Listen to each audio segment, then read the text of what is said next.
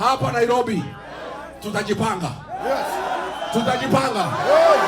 Hakuna siku ingine tutapeana kura bila mpango. Si ndio? Hapa Nairobi mimi nitamwambia vile tutakaa. Nimeongea na kamati, nimesema kamati yenu ikuje tukae na MCA wenu na kamati na mjumbe. Kuna ile mambo ya barabara iko hapa tumeongea. Kuna mambo ya kiwanja iko hapa reli tumeongea. Kuna ile mambo yote wakuje.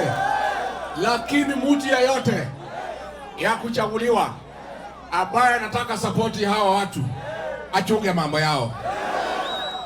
Ile mtu yeyote anategemea hapo mbele ya kwamba anataka hawa wananchi wa muunge mkono achunge maslahi yao na waongeleshe kwa heshima na asiwatishe.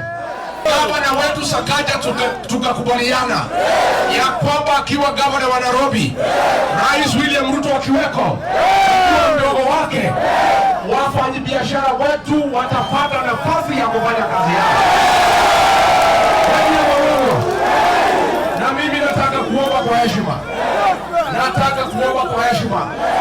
wale wote ambaye tumepatiwa nafasi ya uongozi na Wakenya, tukumbuke ya kwamba tulipata nafasi ya kuongoza kupitia kwa kura ya wananchi.